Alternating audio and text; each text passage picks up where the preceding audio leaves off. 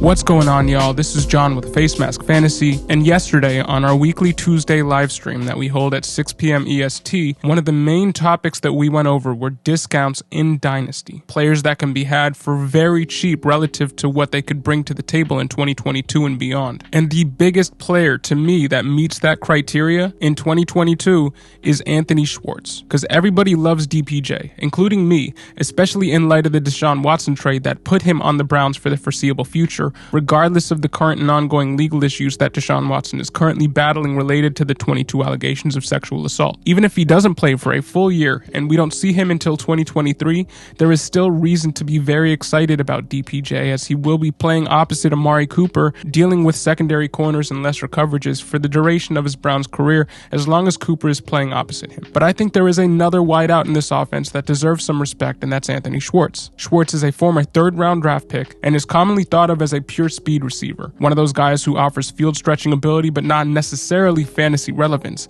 and I think that's just flat out wrong. Yes, he has insane speed, having run a 4.27 at his pro day in the 40 in 2021, while also running a 4.07 20-yard shuttle. Very good athletic measurables, dare I say elite. But when I think of a speed guy in the NFL, I think of a guy like Tutu Atwell, a small, speedy guy who doesn't necessarily offer much in the way of size, but that's not Anthony Schwartz. He's 6 foot, 186 pounds. He's literally the same exact size as Will Fuller, Deshaun Watson's former wide receiver one, when we last saw him take the field for the Texans.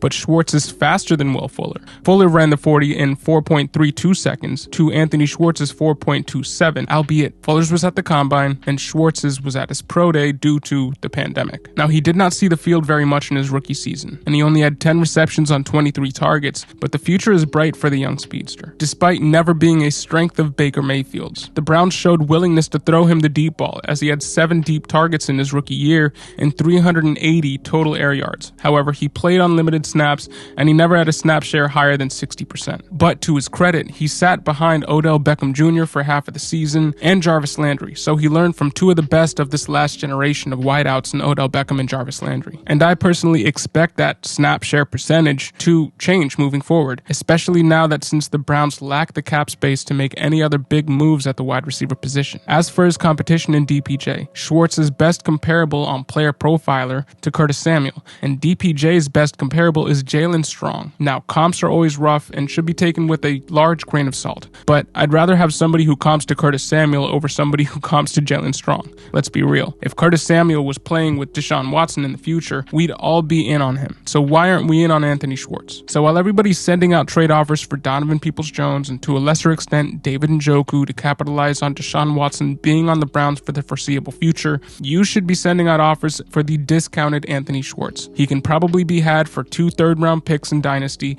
and that's a price I'm willing to pay all day. And for those that play in redraft leagues, while he comes with some risk, as there's no guarantee he will be playing with Deshaun Watson next year due to the current legal situation, his current ADP according to RotoWire is 321, so he's free, and I don't know about you, but I like free.